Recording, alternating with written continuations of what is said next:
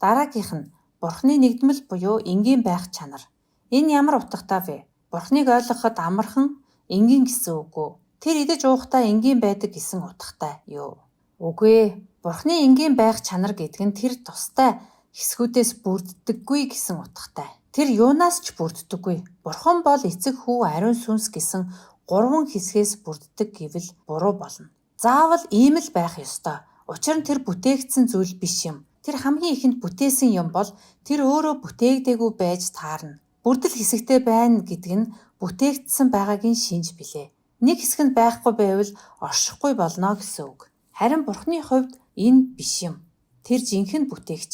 Бурхан юм бол энгийн нэг байх ёстой. Энэ нь Бурхан бол олон шинж чанарын бүрдэл биш юм гэдгийг хэлж байна. Бурхны шинж чанарууд нь түүний мөн чанарыг нэг хэсэг гэсэн үг биш юм. Харин тэр бол өөрийнхөө тэрхүү шинж чанарууд юм. Бурхан бол өөрийнхөө бүх шинж чанарууд юм. Бурханд хайр гэдэг чанар агуулдаг бус. Харин Бурхан бол өөрөө хайр юм. Бурхан уур хилэнгийн чанарыг агуулдаг биш. Бурхан бол өөрөө уур хилэн юм. Бурхны энгийн чанар нь түүнийг нэг гэдгийг харуулдаг. Олон бурхан байдаг биш, харин ганц л бурхан байна. Бурхан бол нэгэн дор хайр, бас уур хилэн юм. Тэр бол үргэлж бүх мөн чанар юм. Ямар нэг цагт аль нэг шинж чанар нь байхгүй байна гэвээс Бурхан бүрдэл хэсгүүдээс тогтдог энгийн биш байна гэсэн утгатай болно. Энэ хүртэл үздсэн 3 шинж чанар нь ойлгоход нэлээд төвөгтэй байгаа байх. Яаж нэг зүйл нэгэн дор энэ бүх чанар байх боломжтой вэ? Яаж нэг зүйл өөрөө ердөө өөрчлөгддөггүй атлаа харилцааг хөгжүүлэн юмсыг бүтээдэг юм бэ? Энэ бүгдийг ойлгоход жаахан хэцүү болгодог зүйл нь бидний одоо үзэх гэж байгаа шинж чанар юм. Бурхны мөнх чанар. Бид мөнхийн гэж бодохоор цаг хугацааны зураасыг төсөөлж нэг үзүүр нь өнгөрсөн цаг руу нөгөө үзүүр нь ирээдүг рүү тасралтгүй үргэлжилж байгаагаар боддог. Гэвч Бурхны мөнх чанар нь ийм байдаггүй. Бурхны мөнх чанар гэдэг нь Бурхан цаг хугацааг бүтээж, цагийн хил хязгаарыг тогтоодог. Цаг хугацаанаас гадна тусдаа оршихыг ойлгож чадахгүй бидэнд үүнийг төсөөлөхөд бэрх юм. Бурхан ихэнд бүтээдэг. Энэ нь Бурханы эхлэлийг тавьдаг гэсэн үг. Бурхан цаг хугацааг эхлүүлдэг. Бурхан өөрийн бүтээсэн дэлхийн ертөнцийн цаг хугацааг бүтээж өгчээ. Бурхан өөрөө цаг хугацаанаас бүхлээрээ гадна оршдог. Энэ нь Бурхан хоёр тал руу хязгааргүйгээр үргэлжлэх цаг хугацааны зурвас дээр байдаггүй болохыг хэлж байгаа юм. Цаг хугацааны хэмжээст амьдардаг бидний хувьд энэ нь үнэн боловч Бурханы хувьд тэрбээр бүр цаг хугацааны зурвас дээр ч байдаггүй. Бид өөрсдөө цаг хугацааны хэмжээсээс гадуур сэтгэж чадахгүй болохоор Бурханы өөрчлөгдөжгүй чанар, энгийн байх чанарыг бас ойлгож чаддаггүй билээ. Яаж нэг хүн нэгэн зэрэг бүх шинж чанар байж болох вэ? Шинж чанарыг агуулж эсвэл шинж чанараар тодорхойлогдохгүйгээр яаж ингэж байх вэ? Цаг хугацааны гадна байгаа бодгал бол ямар ч шинж тэмдгээр тодорхойлогдохгүй юм. Бодгал нь өөрөө оршин байна. Үүнийг төсөөлж ойлгоход бидэнд маш хэцүү юм. Харин ингэх тусам бид нараас тис өөр ялгаатай Бурхныг улам бишрэн хүндлэх ёстой ажээ.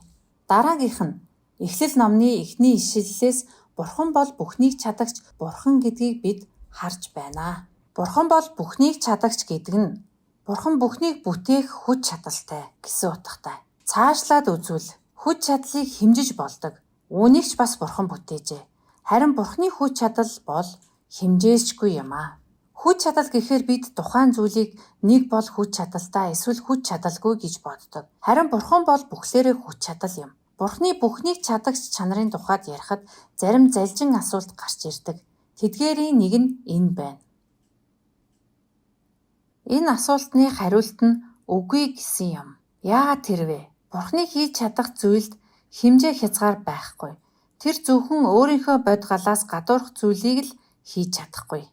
Бурхны хийж чадахгүй зарим зүйл байдаг. Тэр бузар мөг хийж чадахгүй. Тэр өөрөө өргөж чадахгүй хэмжээний том чулууг бүтээж чадахгүй. Яагаад гэвэл бид энэ тухай одоо үзэх гэж байна. Бурхан цаг хугацаанаас гадна оршдгийн адил орон зайнаас гадна оршдог. Тэр орон зайг бүтээсэн. Бурхан өөрөөсөө том хэмжээтэй чулуу бүтээн гэдэг нь Бурхан орон зайгаар хязгаарлагддаг гэсэн утгатай юм. Харин Бурхан бол хязгаарлагддаггүй. Тэгэхээр Бурхан өөрийн мөн чанараас гадуурх зүйлийг хийж чадахгүй. Бурхан бүхнийг чадагч гэдэг нь тэр сатаанд дийлдэхгүй. Түүний зориг төлөвлөгөө гарцаагүй биелнэ. Тэр гэм нүгэл өхөл сатааны дийлэх хүчтэй гэсэн утгатай юм аа. Бид энэ бүх чанаруудыг Библийн эхний ишлэлээс орж үзлээ. Үргэлжлүүлээд харцгаая. Гэрэл сайн болсныг Бурхан харж, Бурхан гэрлийг харанхуйгаас салгажээ. Бурхан сайн зүйлсийг бүтээдэг. Эндээс Бурханы өөр нэг шинжийг харж байна. Бурханы сайн байх чанар. Сайн сайхан чанарыг тодорхойлох хэцүү билээ. Үүнийг ёс суртахууны хувьд, гоо үзмжийн хувьд сайн сайхан гэж хэлж болох юм. Бурханы хувьд энэ хоёр нь хоёулаа үнэн. Хялбар болгон хэлэхэд Бурхан сайн сайхан чанартай болохоор түүний бүх шинж чанар нь төгс юм. Түүний шинж чанар бүрт дутуу зүйл байхгүй. Бурхан бүтээлээ сайн болжээ гэж хэлсэн. Түүний бүтээсэн бүтээл нь түүнийг сайн болохыг тусган харуулсан хэрэг юм. Бурхан муу зүйлийг бүтээж чадахгүй. Учир нь тэр бол сайн. Цаашилбал Бурхан бүтээлээ сайн болжээ гэж хэлээ зогсохгүй бүтээлээ өрөөдөг. Өрөөлийг авна гэдэг нь сайн сайхан гэж тунхаглагдаж буй хэрэг билээ. Тиймээс Бурханы сайн сайхан чанар нь түүнийг бол өрөөгцөн нэгэн гэдгийг илтгэж байгаа юм. Мөн тэр бол бүх өрөөлийн их үндэс гэдгийг харуулж байна. Бүх ивэл өрөөл нь түүнээс ирдэг. Бичээсийн түүхийн бүтээл хэсэгт Бурханы энэ чин чанарууд ишлэгдэжээ. За одоо уналт хэсэг рүү оръё. Бүхнээс дээгүүр трансцендент чанартай Бурхан бүтээлээсээ тусдаа оршихуйтайч бүтээл дотроо оролцож хамт байдгийг бид харж байна. Яаж ийм байж болох вэ? Мөн чанартай Бурхан цаг хугацааг бүтээсэн шигээ орон зайг бүтээж хил хязгаарыг нь тогтоож өгдөг. Бурхан ертөнцийг бүтээгээд хил хязгаарыг нь тавьж өгдөг. Та нарын дундаас физикийн хичээлээ сайн мэддэг нь Эйнштейний хэлсэн ёсоор орон зай байнга тэлж байгаа биш үү гэх байх. Тийм ээ, тэлж байгаа. Ингэж тэлэх хил хязгаарыг нь Бурхан өөрийн хүсэл зоригоор заан өгч байгаа. Тийм учраас Бурхан орон зайгаас гадна оршдог. Энэ үнэн биднийг тайтгаруулдаг. Бурхан бидэнтэй хамт бидний хамт байх боломжтой гэдгийг хэлж байна. Тэр утгаараа бол Бурхан хаа сайгүй байдаг. Тэр бүх цаг хугацаанд хаа сайгүй байдаг. Намайг ингэж хэлэнгүү та нарын зарим чинь Аватар киног бодсон байх. Бурхан хаа сайгүй байдаг гэдэг нь фантаст үзэлд заадаг шиг бүх юм бол Бурхан бөгөөд Бурхан бүх юмд оршдог гэсэн утгатай биш юм. Үгүй ээ. Бүтээгч бол бүтээлээсээ ялгаатай юм. Тэгвэл тэр орон зайг бүтээсэн болохоор тэр орон зайг дүүргэдэг ба орон зай дотор өөрийгөө мэдүүлж чаддаг. Бид үүнийг эдэний цэцэрлэгт хүн нүгэлд унсны дараа Бурхан цэцэрлэг дотор алхан явж байснаас нь харж болно. Энд Бурханы трансцендент мөртлөө бүтээл дундаа байдаг чанар харагдаж байна. Бурхан бүтээл дундаа байсан ч бүтээлээсээ тис ондоо ялгаатай мөн чанартай байна. Энэ нь ч бидэнд тустай юм. Бурхан бидэнтэй хамт байна. Мөн хамт байх боломжтой юм. Тэр бол бүтээлээсээ ангид хол байдаг. Оролцоогүй оршдог Бурхан биш юм. Тэр бол бүтээлээсээ дээгүүр трансцендент чанартай атлаа бүтээлтэйгээ гэрээ байгуулан хамт байдаг Бурхан билээ. Үүний дараа чи газар шороондоо буцтлаа. Духныхаа хөлсийг туслуулан байж хоолоо олж иднэ. Учир нь чамайг хөрс шорооноос авсан. Чи хөрс шороо тул хөрс шороондоо буцна гэжээ. Энд Бурханы шудраг чанар гарч байна.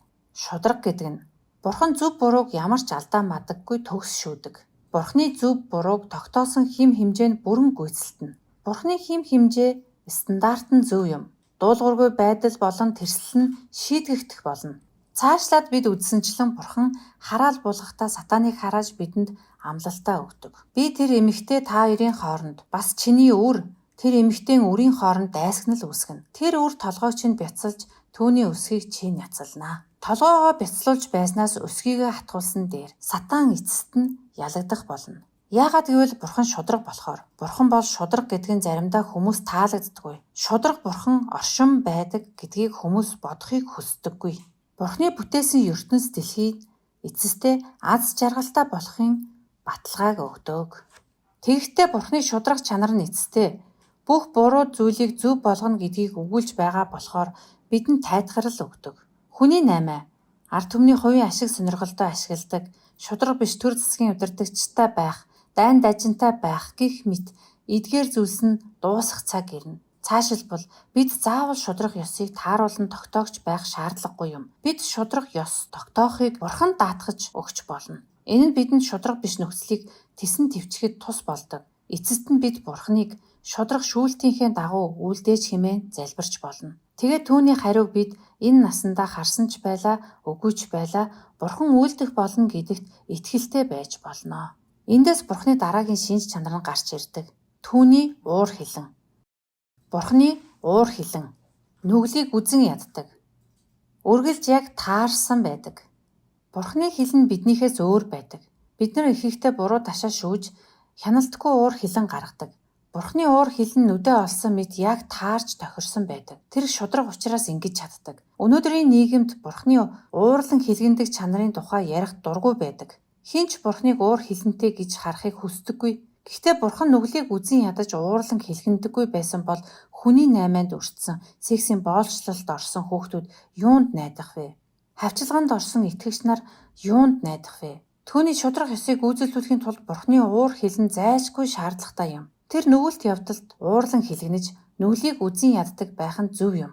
Бурхан уур хилэнтэй гэдэг нь бидэнд сайныг өгдөг. Уналтын явдлаар харагдсан Бурхны бас нэг шинж чанарыг одоо үзье. Бурхан цэцэрлэгт байхдаа Адамд юу гэж амласныг санаж байна уу? Хэрв чи тэр модны жимснээс идвэл гэж хэлснийг. Харин сайн мууг мэдүүлэгч модны жимснээс идэж болохгүй. Түүнээс идсэн тэр өдөртөө л чи зайлшгүй өхнө гэв. Харин оронд нь юу болдог билээ? Адам жимс идсэн тэр өдрөө өгдөггүй. Оронд нь эзэн Бурхан Адам ба түүний эхнэрт зориулж арьсан дээл хийж өмсгөжээ. Энд сүнсний үхэл болсон үнэн. Хүн Бурханаас салсан, хүн биеэрээ үхэх нь үнэн байсан. Тэгэхдээ тэр дороо үхдэггүй. Эндээс Бурханы дахиад өөр нэгэн чанарыг харж болно. Түүний төвчээрийг.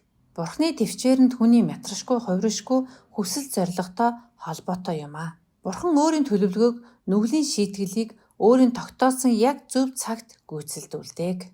Бурханы төвчээр нь биднийг аварсан. Бурханд төвчээртэй байгаагүйсэн бол бидэнд аврагдах боломж байхгүй байх байсан. Хүн анх нүгэлд унахад л Бурхан дэлхийг бүхлээр нь устгахчих байсан.